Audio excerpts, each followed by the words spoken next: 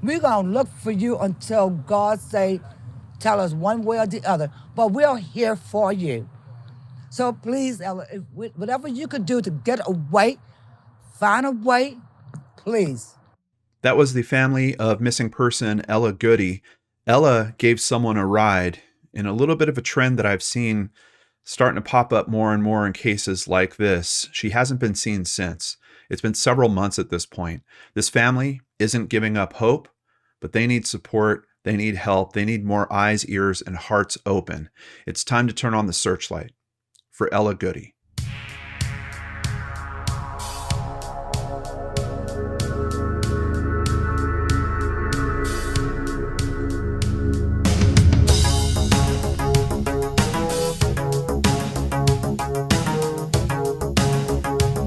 Welcome back to Brainscratch Searchlight. I'm John Lorden. Thank you so much for spending some time with us here today looking into this case and for caring about these cases like I do. Before we get started, I want to give a very big thank you to Miss L. She is a friend of the channel.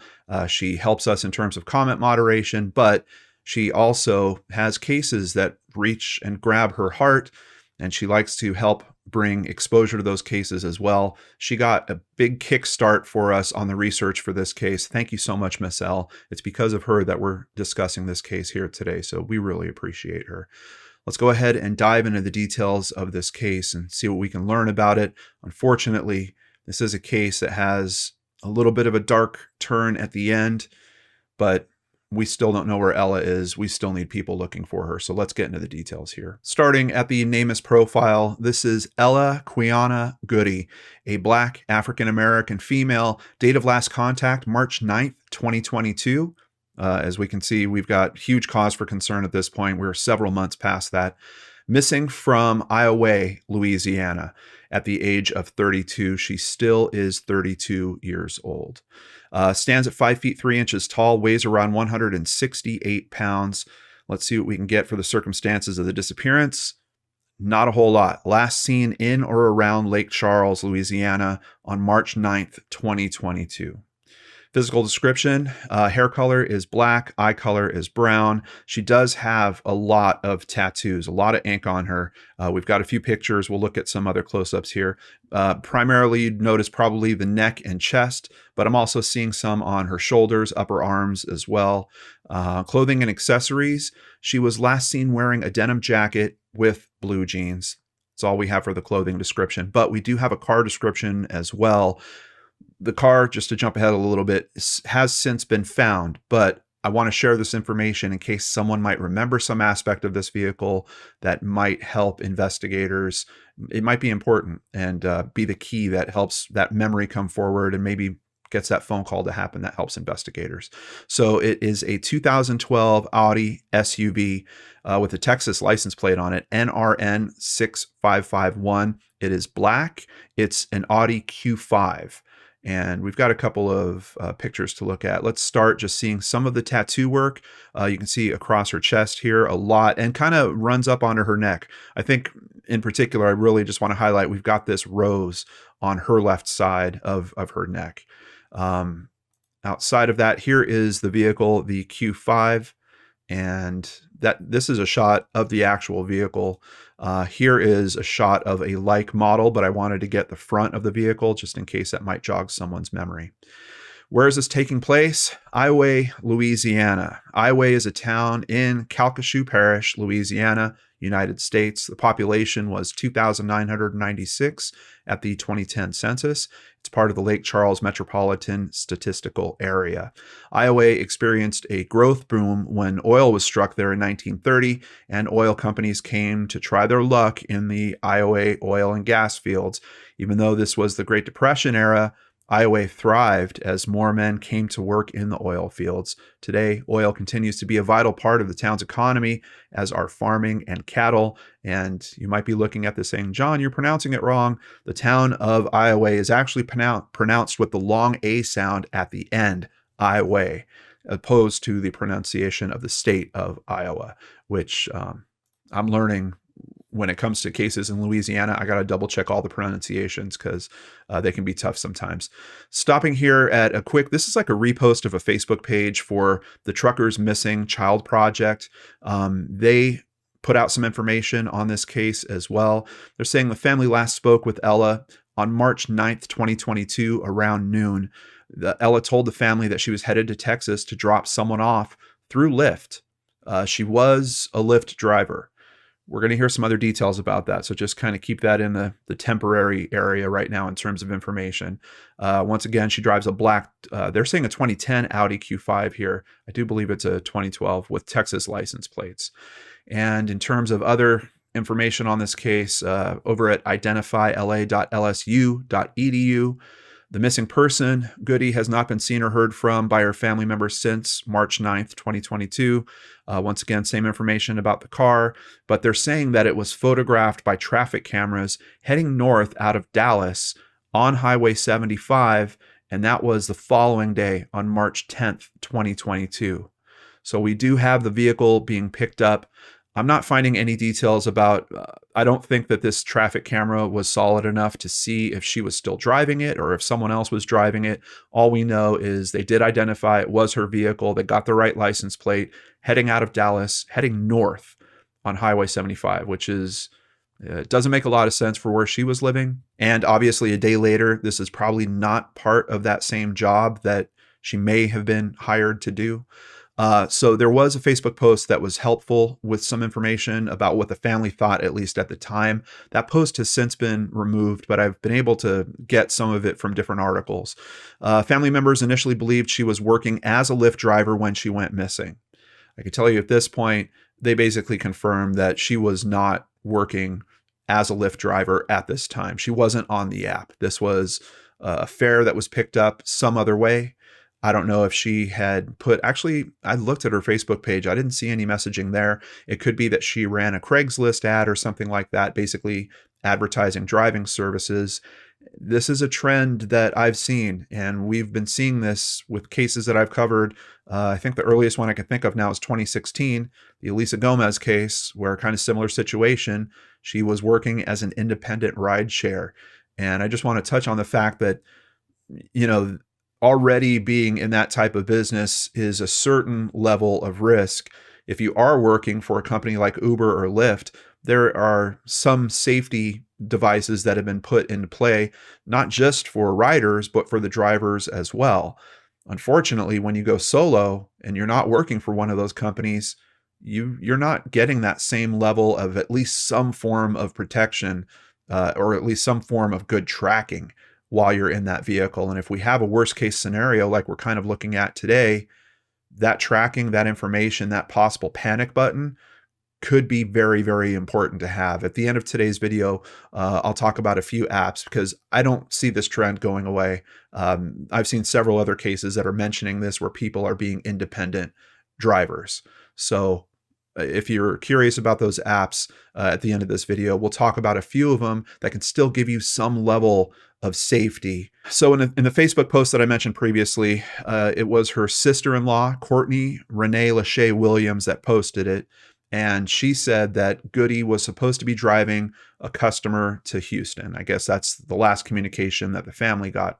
In an article written at theadvocate.com that referred to that Facebook post, they quoted it as saying, "We have been calling and trying to FaceTime her for days and still haven't got in touch with her. We just want her safe and home back with her family. That's it." A police report states that the last time the family heard from Ella was Wednesday, March 9th around noon. And Lyft does have safety protocols, as I mentioned, for both passengers and drivers. However, when contacted by members of the press, Lyft basically said this particular ride was not on our platform. So we'll touch more on that at the end of today's video. But let's take a look just at some of the key places in this story so far that we need to be concerned about. So we're primarily dealing with 3 different locations. We know that she's starting somewhere around Highway. And we have the Lake Charles area here. If she's driving straight to Houston, as she told her family, she would probably start on the 10. But at some point, I don't know if she gets diverted. Now, with additional information, we're going to hear that her car is actually seen about 12 hours after she left for this fair. 12 hours still on the first day, on the 9th, coming back into Louisiana. So for some reason, we have it heading out into Texas. It's out here for an extended period of time. It swings back to Louisiana. But the following day, we get this sighting just north of Dallas. And here's that Interstate 75, which is heading up. I mean, we're looking pretty much right at the middle of the country. I mean, they could be going to so many different places on that type of path. But that's the following day that it's heading out of Dallas. What is this situation with the bounce back? I really have no idea. Seems strange to me that someone would kind of come out in this direction, assuming that the passenger is related to what's going on here, turn around, head back the opposite way, but then come back out this direction again the following day and then go even farther. I don't know. Now, unfortunately, we also learn as we're looking into this, Ella is also a mother of 2 beautiful kids. She's got a whole family waiting on her return. And of course, since she's been missing, we've had Mother's Day pass, her family wondering where their mother are, her children wondering, where's mom? Over at 12newsnow.com, very quickly, somehow, and this, I can't find any source on how this is determined, they do figure out who this person is that she's giving the ride to. I don't know if she told someone about it. I don't know if they were able to trace it through social media. Maybe she's got some other accounts that I haven't been able to locate, but somehow they key in very quickly on Brandon Jermaine Francisco. According to 12 News, he's believed to be the last person to have come in contact with 33-year-old Ella Goodie. Francisco currently has an active warrant for his arrest for failing to appear in court in Rapides Parish, the date that Goodie was last seen. Concerned because we're already talking about other charges, and unfortunately those charges are related to violent crimes, and in one you might consider it a car theft as well. A lot of concern around this. Family and friends are using social media to get the word out about their loved one. They're desperately searching for answers on where the mother may be. Goodie's cousin spoke exclusively with 12 News and said the whole state of Texas needs to be on the lookout. She also said Goodie's mother, who would be the cousin's aunt, is desperate and frustrated to find her daughter, but doesn't want to rush police to do their job. Just to put it out there, we've heard time and time again from families in this situation that the squeaky wheel gets the grease. You do have to be, I don't think you have to be a thorn in their side. Of course, you don't want to do that. It's already going to be a tough relationship, usually between a family and law enforcement, but you just want to keep a tap on, are there any updates? Is it okay if we check in with you next week? Just a constant little pulse of, hey, we're not going anywhere and we need some work done to find our missing loved one. 12 News also reached out to Scott Police Department Chief Chad, I believe it's Leger, and he said, we know she went to Texas, but we can't confirm the exact location. Leger said Goodie's vehicle was seen on March 9th on I-10 heading towards Texas. 12 hours later, somehow it turns around. Traffic cameras saw her vehicle coming back into Louisiana. Leger explained the next day her vehicle was located back in Texas, north of Dallas. Very curious as to what all that means. A community starts rallying some support around this family. Here at klfy.com, we hear about Village 337 and them joining the search. A Lafayette civil rights group is getting involved. As the old saying goes, it takes a village to raise a child. It certainly takes a village to search for a missing woman, said president and director of the Village 337, Devon Norman. As Ella Goodie's family continues their search and the FBI helps Scott Police with their investigation, Norman says they still need the community's help. He says their focus right now is finding the person of interest in Goodie's case, Brandon Francisco. Is he going to be found with the car? According to KATC.com, Ella Goodie is a mother of 2 girls, ages 13 and 14. Quote, she spoke to her daughter on that day, on that morning, and made sure that she was going to school, said Goodie's Aunt Rose. She told them to go to school and her mom was going to be back before she get back from school, that she was just going to go bring this person to Houston and she was going to come back. Goodie had worked as a rideshare driver, but police say she was suspended from doing so at the time of her trip I don't see any details about what the suspension's about, but we have confirmation from Lyft, from the media reaching out to them, that she certainly was not working on the app for this particular drive. Now we're hearing that she might have been suspended from the app during that period. Is that something that maybe made her think about going independent, putting an ad out somewhere? It's possible. Family members say she started offering driving services on her own. Family members are also hoping and praying for the best. Quote, "Hopefully, no, we're not expecting any type of foul play," says her cousin, Carol Livings. "All we want is for her to come home safe. And whoever you are, if you're watching this, all we ask is that you turn yourself in and let her go." It looks like the person of interest won't get a chance to turn themselves in. Over here at WBRZ.com, the FBI and U.S. Marshal Service have joined police in the search for Ella Goodie. Federal agents apprehended the person of interest, Brandon Francisco, in St. Joseph, Missouri. So you recall a couple articles ago, we've got the family saying we need everyone in Texas to have their eyes open. Not just in Texas. They were certainly heading right up the middle of the country. St. Joseph, Missouri is where he is found. He was arrested by U.S. Marshals on a warrant out of the Rapides Parish Sheriff's Office. Francisco will be held in Missouri until he could be transported to Rapides Parish, where he has outstanding warrants for missed court dates. I believe it's 3 different court dates that he missed, and those are related to an attempted second-degree murder case. The Scott Police Department told KATC that the agencies are still looking for 32-year-old Goodie, so also troubling to know that they found a person of interest. They did not find her vehicle, and they haven't found her. Francisco was set to appear in an Alexandria courtroom on March 9th, the same day he was seen with Goodie, for his involvement in a violent 2018 crime. Based on a quick search, it looks like Alexandria is also in Louisiana. So kind of interesting. On a day that he's scheduled for a court appearance, he decides that he needs to be driven out of the state. Was this an attempt to flee? I'm worried that this is a situation where this is a person that didn't have a vehicle of his own, wanted to get his hands on a decent vehicle so he could go hop a couple states and possibly start being on the run from these charges that are happening back in Louisiana. It could be that this whole rideshare right from the start was a plan to get a vehicle. But then what do you do with the driver? Very, very concerned here and really interested to learn a little more about this crime in 2018, which we will as we continue forward. Let's take a look at another map now that we're piecing together the steps for the vehicle on March 10th and after. Starting in Iowa, we know that it's picked up heading north out of Dallas, specifically on Highway 75. So I've pulled the map over onto that route, and pretty interesting. That route connects, it looks like it changes to Highway 69 and is pretty much a straight shot right up through Kansas City and to St. Joseph. So we've got this guy in several states within a matter of days here. I don't know what his intended destination is. Who knows if his plan was to stop here or if he just was stopped because he was arrested at this point. Kind of seems like this could be someone that's on the run. Here on this freeze frame on this YouTube video, we can see person of interest in Ella Goodie disappearance fighting extradition back to Louisiana.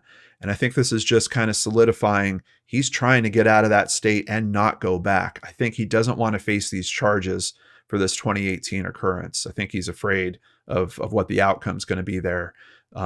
So he's fighting extradition. Is that going to hold up? I think you guys can pretty much answer that question already, but we'll get there.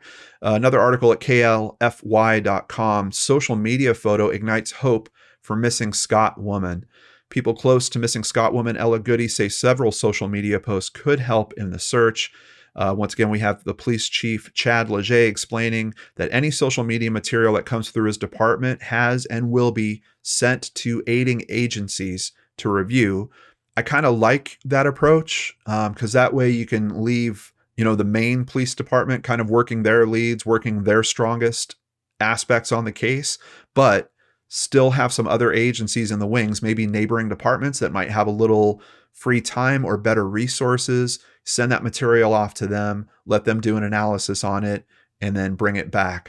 That's the first time I've kind of heard of that. I hope we hear about more cooperation like that in the future. A person who spoke anonymously showed what she believes may be a picture of Ella. Quote, by her forehead and eyebrows, it leads me to believe it's Ella, the person stated. Unfortunately, we've talked about this several times on the channel. Finding pictures like that, it's not always helpful, especially if it's not, I mean, you don't even have the person's full face at this point. I know that the public's trying to help. Should that type of information be considered? If it couples up with some of the other facts of the case, definitely. Like if we had a particular sighting, like we saw that the vehicle was heading through Dallas, if this picture is from the same day or approximate range of days where that happened, should that be sent into authorities?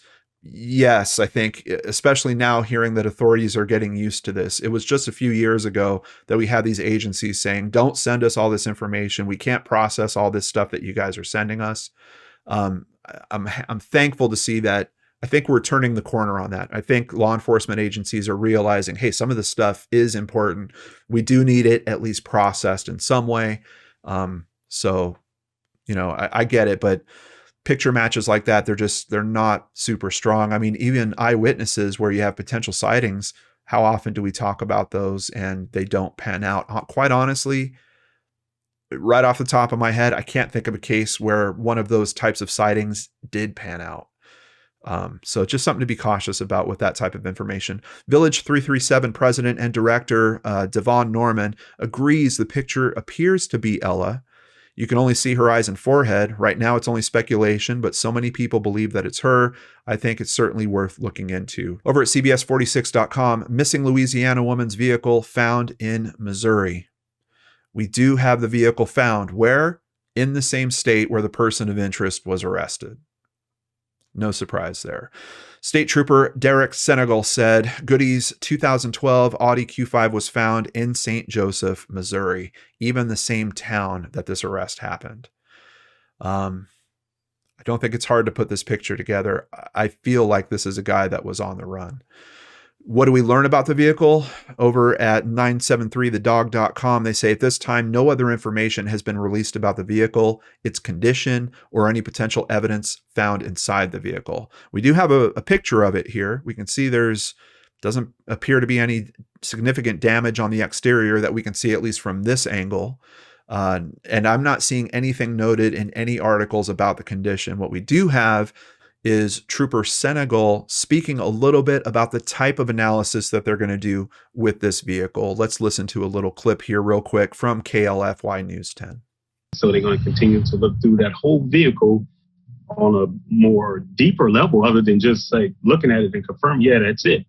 Okay, what else can we see? Is there's, fibers in the carpet?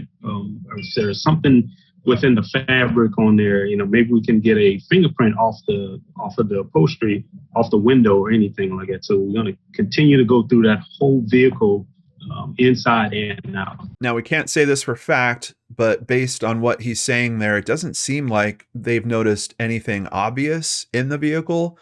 Few important words that are missing from that analysis, blood or DNA.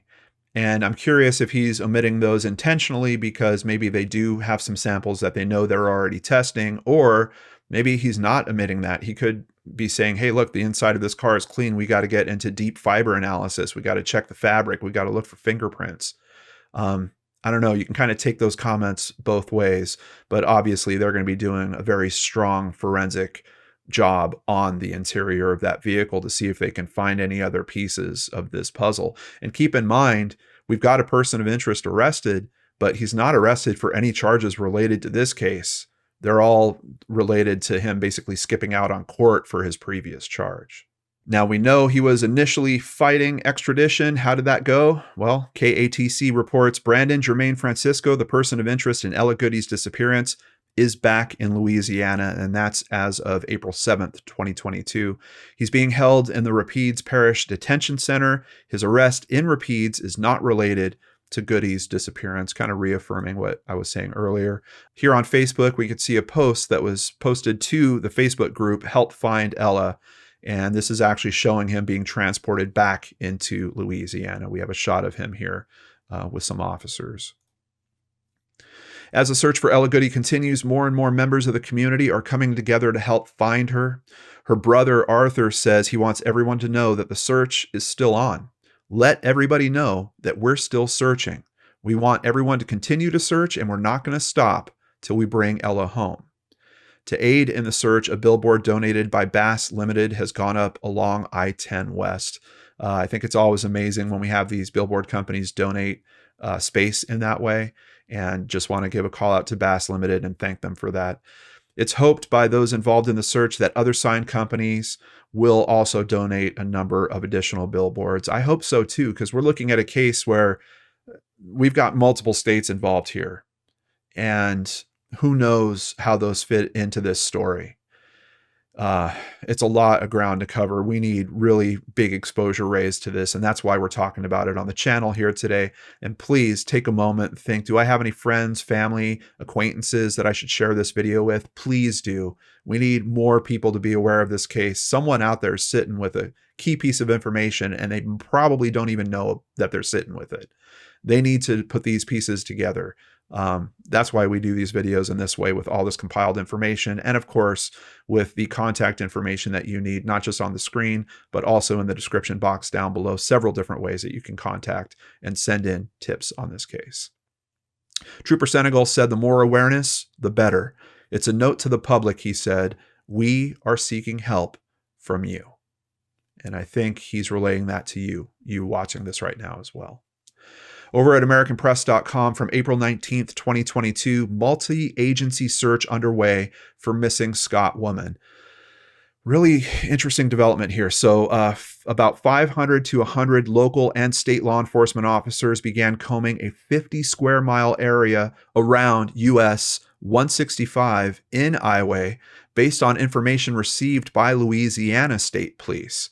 The search was expanded to areas along Interstate 10 in the Lacassine area on Tuesday.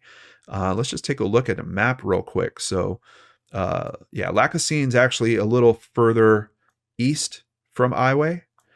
And we know they're talking about Interstate 10, which we think is the path that she likely took when this fare started. Lake Charles, we had mentioned. So this is kind of the area that they're circling in on.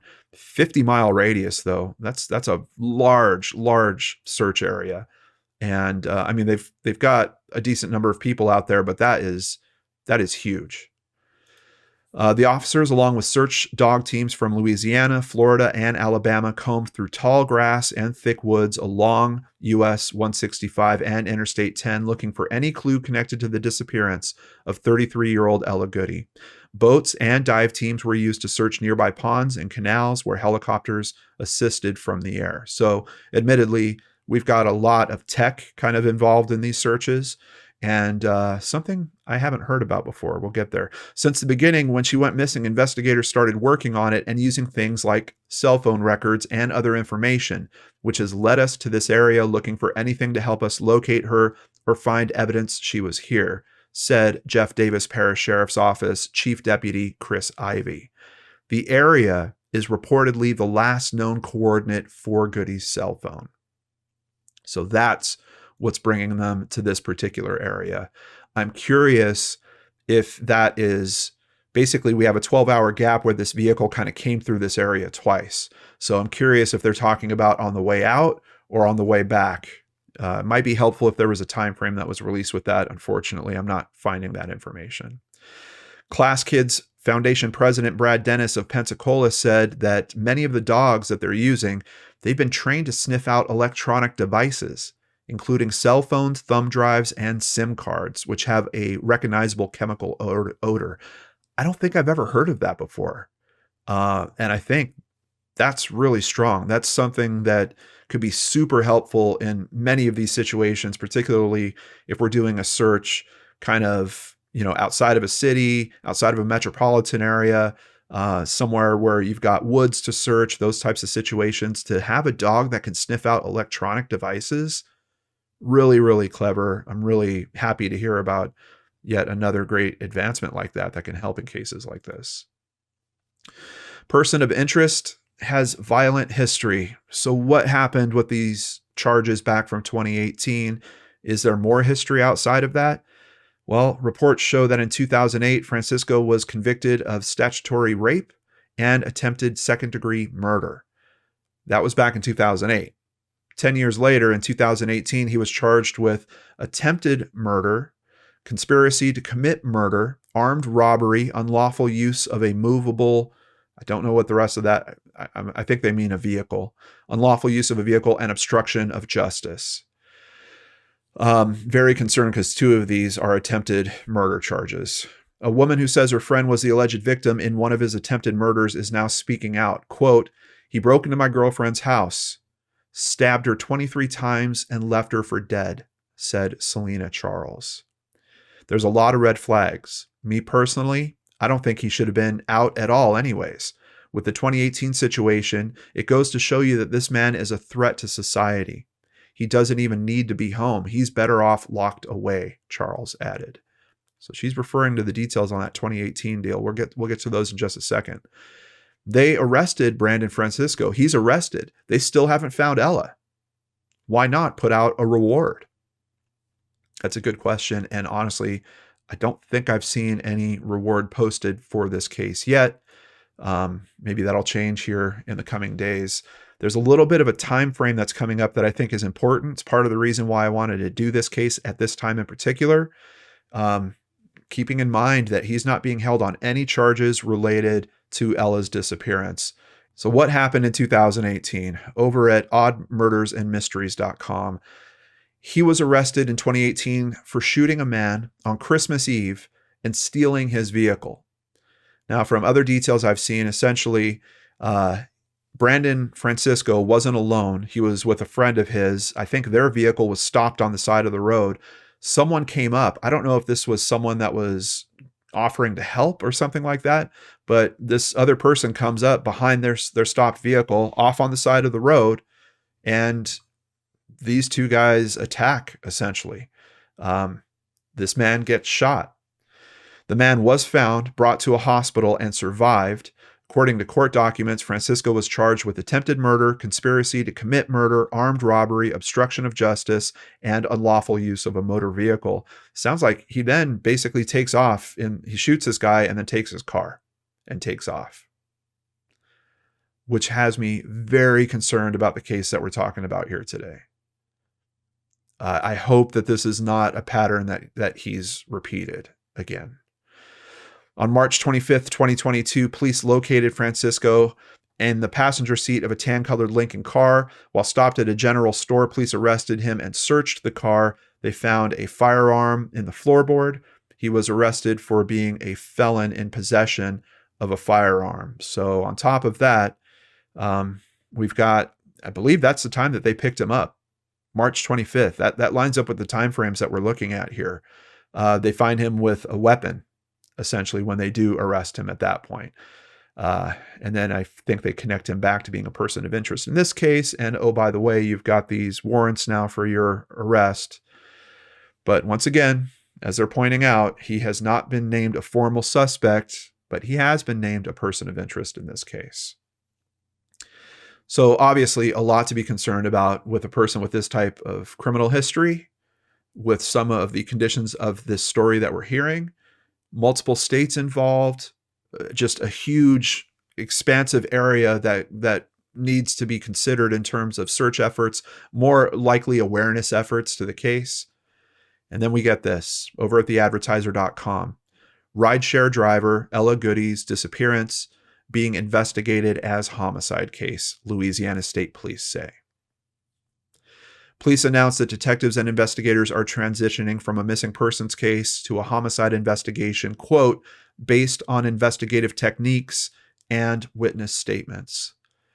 I have no idea what they've heard. There are no details about why this transition has happened, but as of May, this case is now being investigated as a homicide case. Now, what happens with Brandon Francisco? His bond was revoked. He was ordered to be held until his trial on the attempted second-degree murder and other charges, the instance from 2018. His trial date is set for August 22nd. I don't know anything about that other case. I don't know if it's Is he going to get the book thrown at him? Is he going to be locked up for a period of time? Is that case weak and he's going to be released? I don't know. But August 22nd is quickly coming up. We still don't have answers on where Ella is. I think we need other pieces of this story to come in and help these investigators out. And that's why we're here talking about this story today. So once again, please share. Get Ella's face in front of everyone that you can. Vigil remembering missing Scott woman. This was from May in 2022. The family, friends, multiple supporters getting together. I really like this aspect too. They're not using candles. They're lighting up their cell phones in a vigil to remember and really focus on raising awareness to this case once again. And this is a great example for other families that face this. Having these vigils, you get the press out there, you get the reporters out there, this gets shared with other people, that there's a ripple effect of attention that happens off of events like this, outside, of course, of just the emotional benefits of being with loved ones that are all facing a similar problem at this time, having a missing loved one. So a lot of benefits to having vigils like this. And I'm thankful that the Goodie family is doing this. Unfortunately, that's all that we have for the updates on this case. There is the Facebook group that I mentioned previously. I'll have a link to that in the description box down below. Please come and join it. I already have show your support here for the case. There's a Web Sleuths thread. It's a couple pages long. We've pretty much touched on all the same details. There's one kind of unconfirmed thing. I don't want to go in too much, but it did say that it seems like one of Francisco's relatives might have been, it says he was arrested, but there's no source. There's no additional information. I don't know that a relative is any part of this, or maybe they thought that that relative had information that could be helpful to their investigation. They brought him in for questioning. I don't know. That's about as far as I could take it with that comment, because unfortunately it didn't have a good source on it.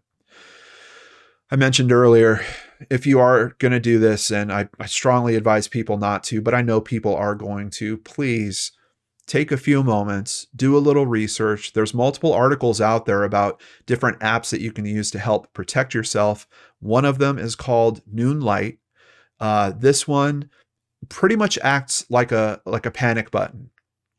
And once you turn it on, you basically hold that button. And if you let go of it at any point without entering your PIN code, then it's going to notify police. It's going to send them a message with your exact location and basically let them know, hey, something's wrong at this particular spot with this particular person. Here's their phone. Here's their GPS data information.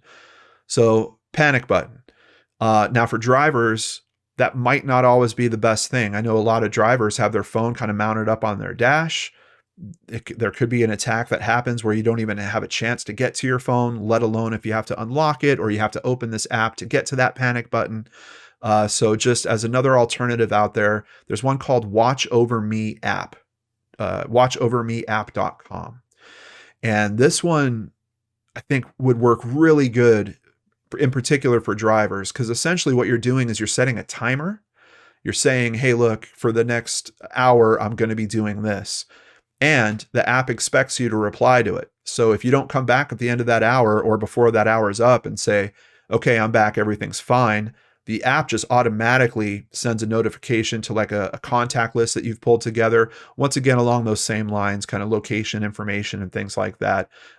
There's a quote here from a realtor that's talking about a way to safeguard herself when showing properties. There's apps out there to help you be safer if you are going to be in these types of situations. So I just wanted to call those out. It literally takes minutes to research. Several of these are free, but even at, a couple bucks a month or something, I can't imagine doing a job like that without some type of safeguard.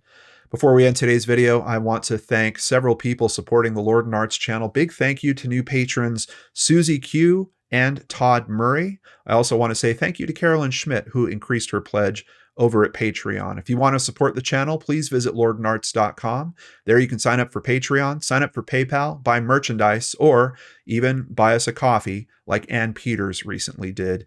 We always run these presentations with limited commercials. We can't do that without support from many amazing people, and we really appreciate each and every one of you. So please visit lordenarts.com if you want to help us. Take care, everyone. Have a safe weekend. Join us again on Monday for a brand new episode of Case Cracked right here on the Lord and Arts channel.